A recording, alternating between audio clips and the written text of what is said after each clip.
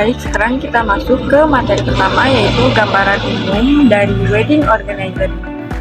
Jadi, wedding organizer ini diberi nama Everlasting Moment Wedding Organizer yang berfokus pada perencanaan dan pelaksanaan acara pernikahan mewah dan berkelas dengan konsep yang disesuaikan dengan keinginan klien.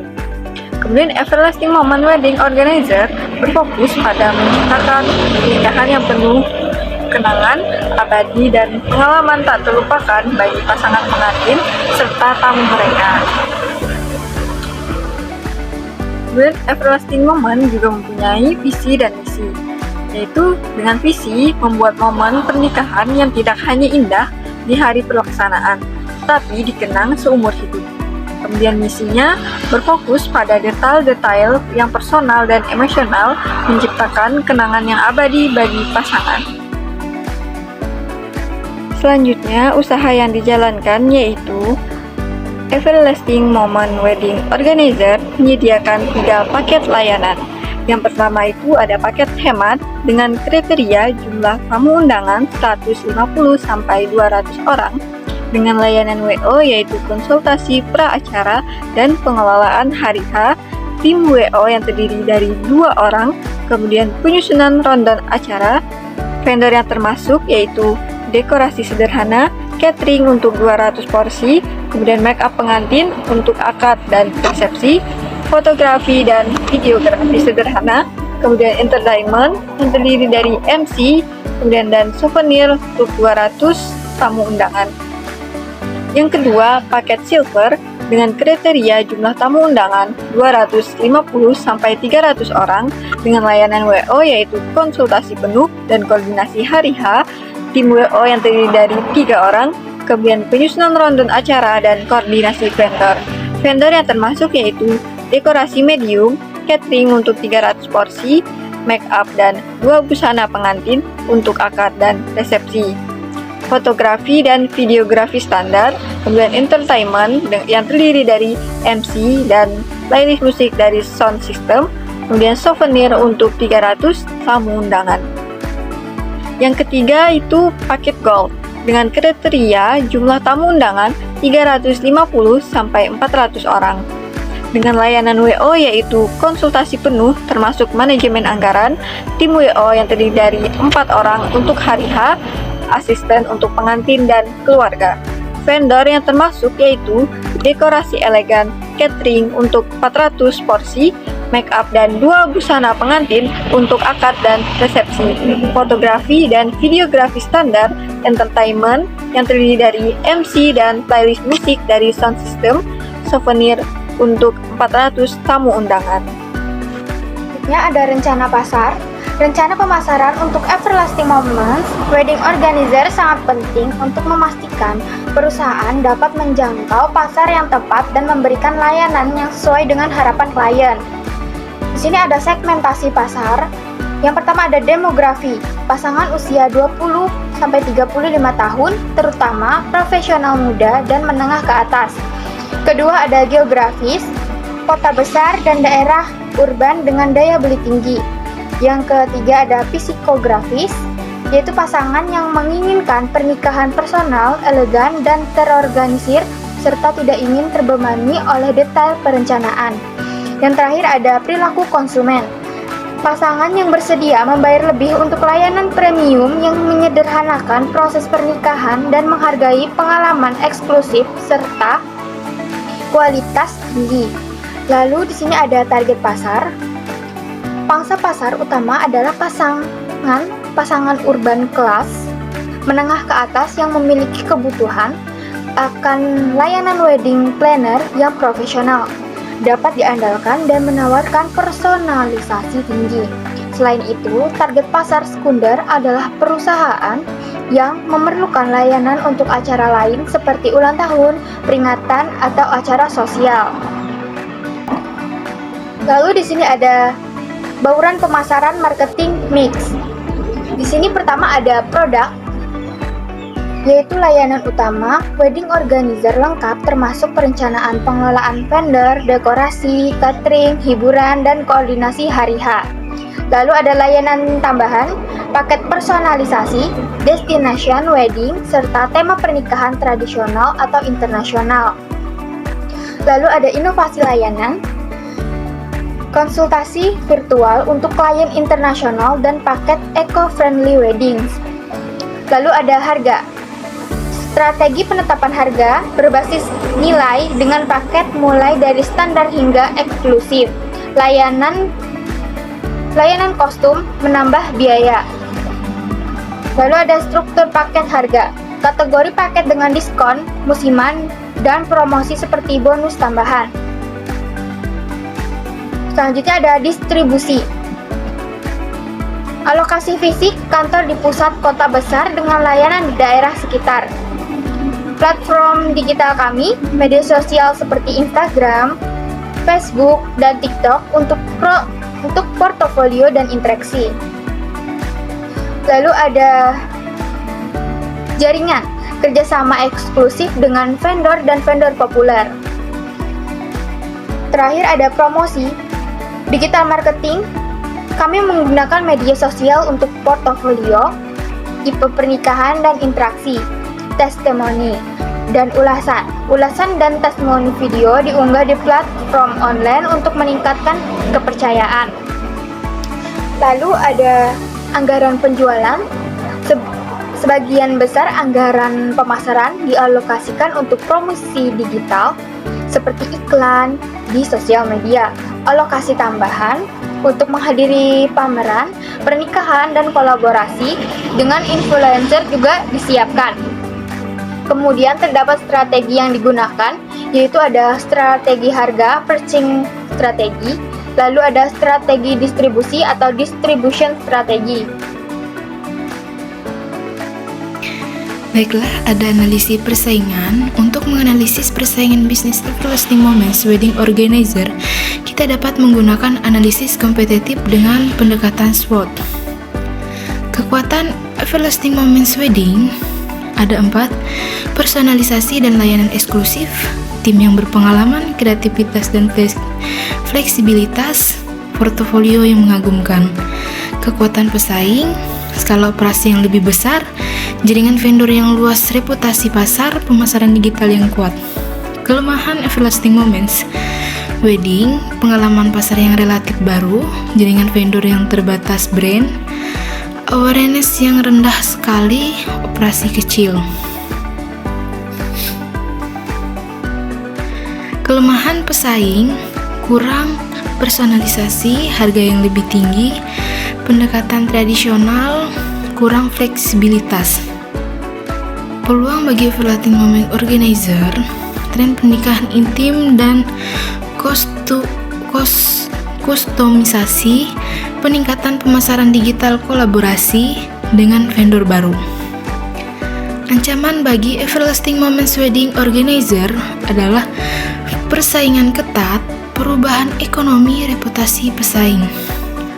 Adapun rencana produksi, karena Everlasting Moments bergerak di bidang jasa, konsep produksi yang dibahas lebih berkaitan dengan penyelenggaraan acara dan layanan. Proses produksi, perencanaan acara, pengorganisasian dan koorganisasi vendor, eksekusi acara, evaluasi pasca acara, menjaga kualitas produk dan layanan, standar layanan yang jelas, training untuk tim, umpan balik dari klien, pengawasan hari H, evaluasi vendor, pengadaan pasokan bahan baku, barang dan jasa, jaringan vendor yang solid, negosiasi harga dan paket. 5. Endor cadangan, kontrak dan kesepakatan yang jelas, pertimbangan pemilihan lokasi operasional, kantor pusat, lokasi penyimpanan barang, dekat dengan vendor utama, anggaran produksi, anggaran klien, anggaran operasional WO, anggaran vendor, cadangan untuk keadaan darurat, rencana produksi yang efektif, penjadwalan yang tepat, pembagian tugas yang jelas, dan pengawasan pelaporan. Perkenalkan, saya Nuralisa. Di sini saya akan membahas tentang rencana keuangan, di mana estimasi rencana kas keluar dan kas masuk selama 5 tahun ke depan. Maksud saya kita masuk pada arus kas tahun 2024, di mana saldo awalnya 120 juta. Arus kas operasional penerimaannya terdapat 2 bagian, yaitu pendapatan usahanya berjumlah 12 juta. Yang kedua ada uang muka pendapatan usaha berjumlah 75 juta.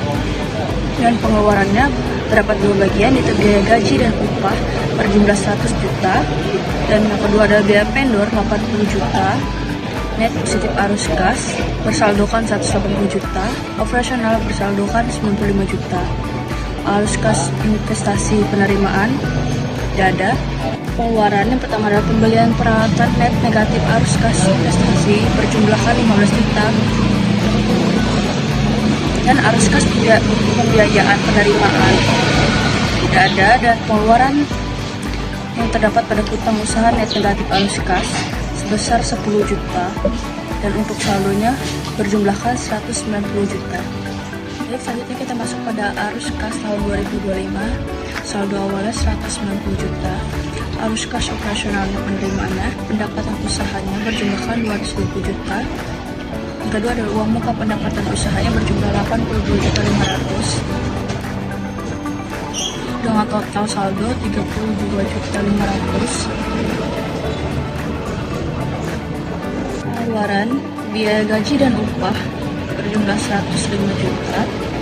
Yang kedua ada biaya vendor 82.400.000. Net positif arusnya jumlahkan saldo 187.400.000 rupiah.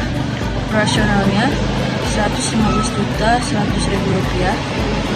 Arus kas investasi penerimaan tidak ada. Pengeluarannya 1 pembelian peralatan net negatif arus kas investasi sebesar 12 juta. Arus kas pembiayaan penerimaan tidak ada. Untuk pengeluarannya ada hutang usaha net negatif arus kas sebesar 10 juta. Dari keseluruhan berjumlahkan 283.100.000.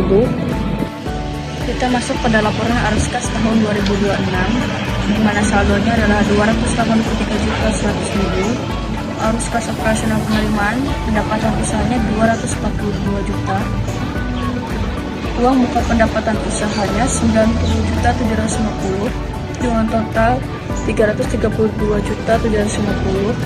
Pengeluarannya biaya gaji dan upah 110.250. Biaya vendor 84.872.000. Net positif arus kasnya bersaldokan 195.122.000. Operasionalnya 137.620.000. Arus kas investasinya tidak ada. Pengeluaran pembelian peralatan net negatif arus kas investasi bersaldokan 15 juta. Arus kas pembiayaan penerimaan tidak ada. Pengeluaran hutang usaha net negatif arus kas investasi bertotalkan 10 juta. Untuk total keseluruhannya adalah 395.728.000. Kita masuk pada arus kas tahun 2027, di mana saldo awalnya 395.728.000. Arus kas operasional penerimaannya pendapatan usaha 266.200.000 rupiah. Uang muka pendapatan usaha 99.825.000 dengan total 366.025.000 rupiah. Untuk pengeluarannya biaya gaji dan upah 115.762.500. Biaya vendor 87.414.160 rupiah. Net positif arus kas bersaldokan 203.180.660 rupiah. Operasional 162.844.340 rupiah. Arus kas investasi penerimaan tidak ada. Pengeluaran pembelian peralatan net negatif arus kas investasi 10 juta. Arus kas pembiayaan penerimaan tidak ada. Pengeluaran utang usaha net negatif arus kas investasi 8 juta. Untuk total keseluruhannya adalah 540.572.825 Rp340. Kita masuk pada laporan arus kas tahun 2028. Saldo awalnya adalah Rp540.522.340. Arus kas operasional penerimaan utama pendapatan usaha berjumlahkan Rp292.820.000. Uang muka pendapatan usaha Rp99.807.500. Uang total Rp402.627.500. Untuk pengeluaran biaya gaji dan upah Rp127.865.875. Biaya vendornya Rp9.799.068.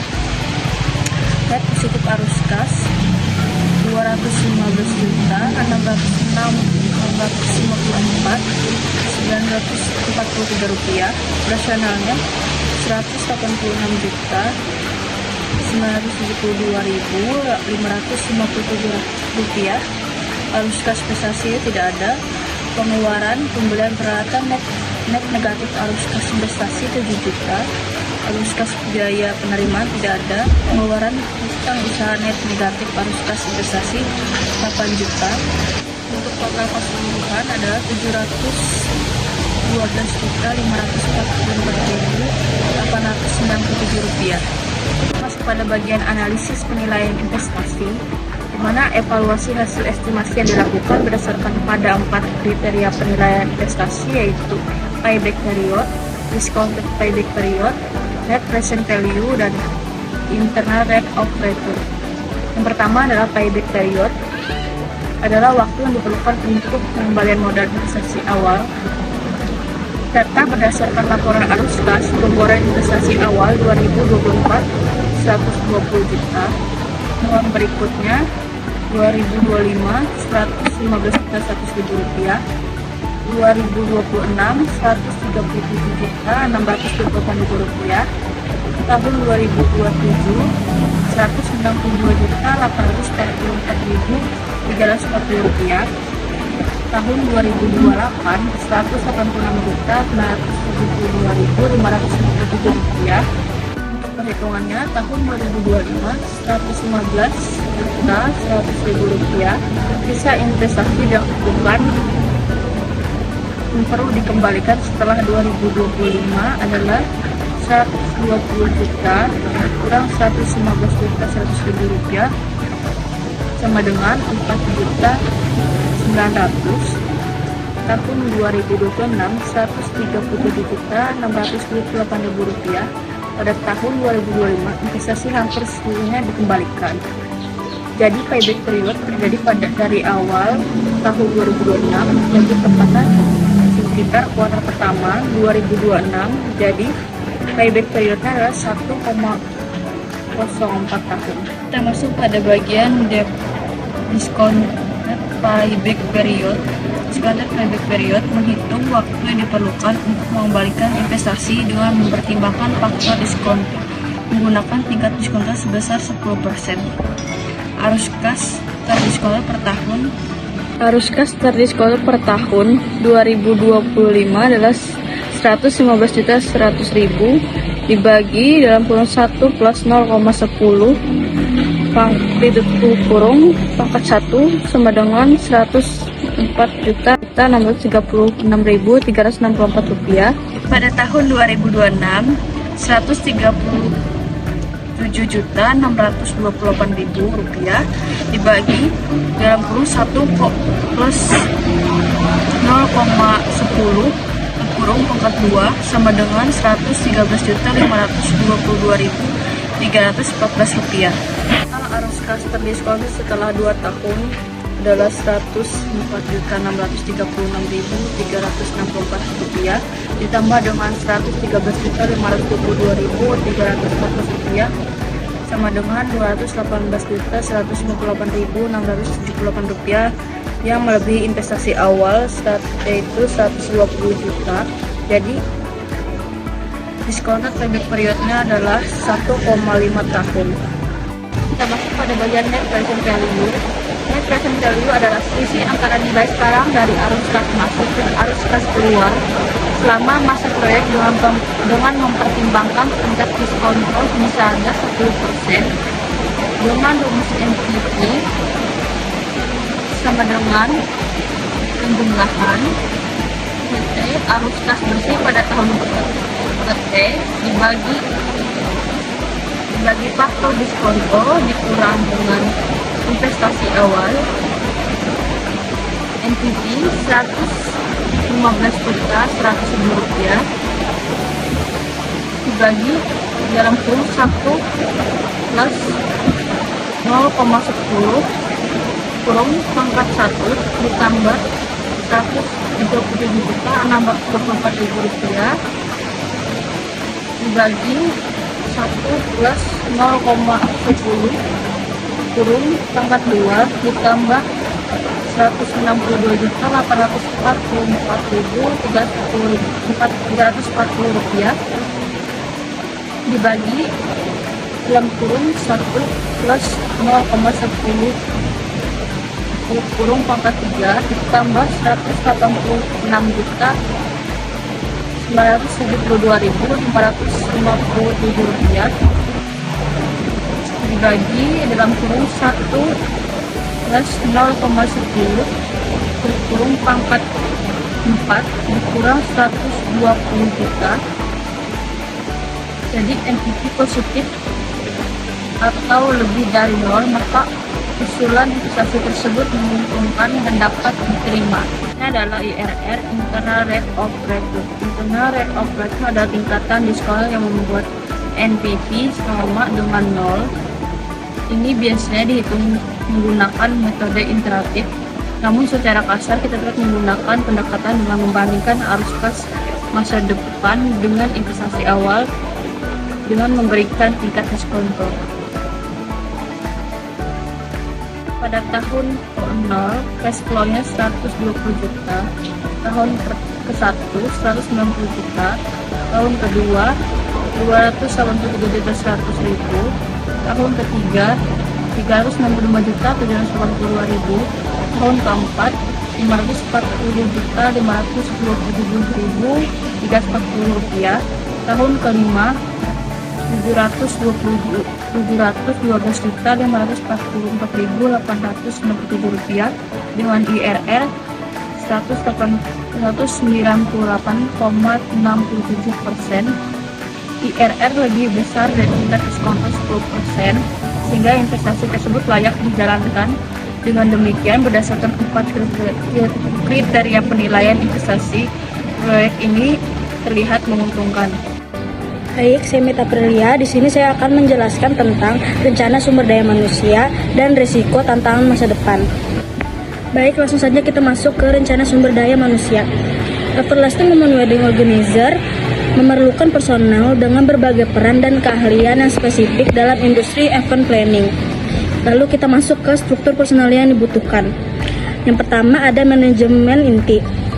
Manajemen inti terdapat beberapa bagian. Yang pertama ada CEO, founder 1 orang, wedding planning manager 1 orang, marketing manager 1 orang, vendor relationship manager 1 orang. Yang kedua ada tim operasional. Tim operasional ini ada beberapa bagian juga.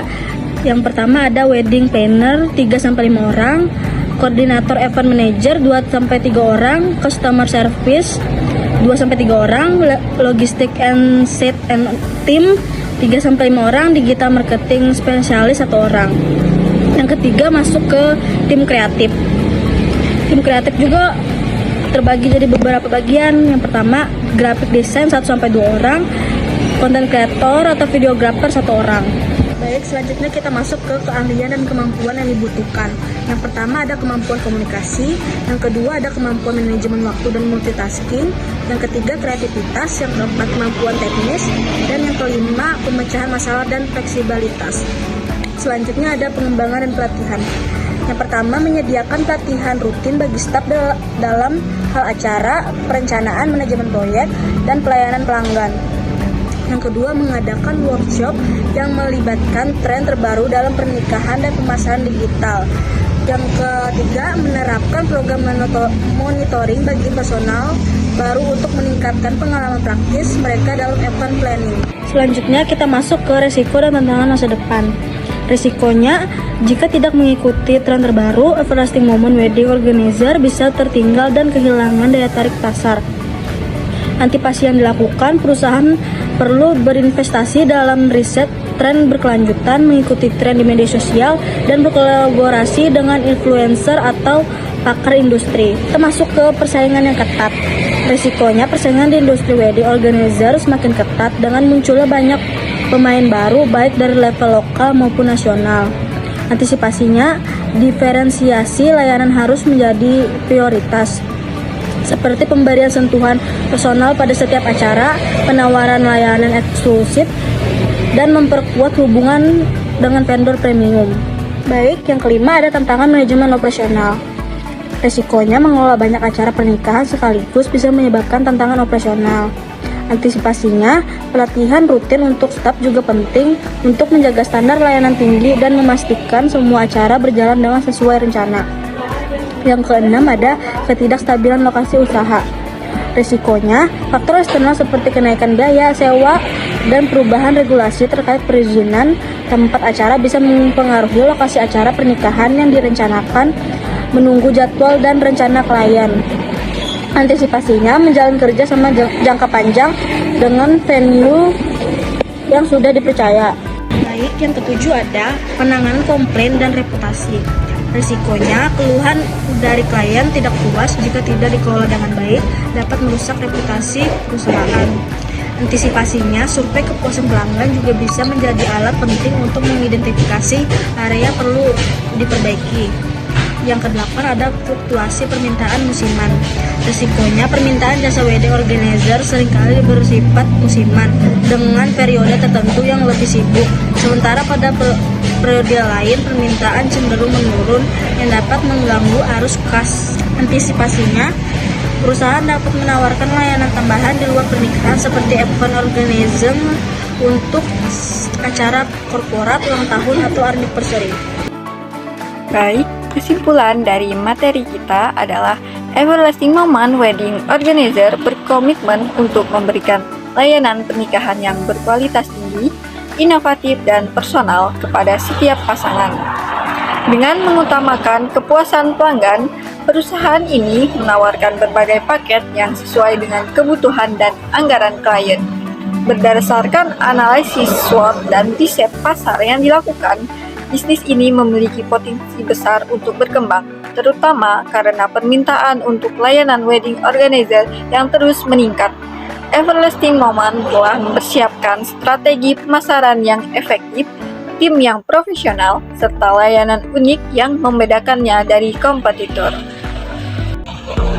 Sekian paparan materi dari kelompok kami, semoga bermanfaat bagi kita semua. Mohon maaf apabila ada salah kata. Wassalamualaikum warahmatullahi wabarakatuh.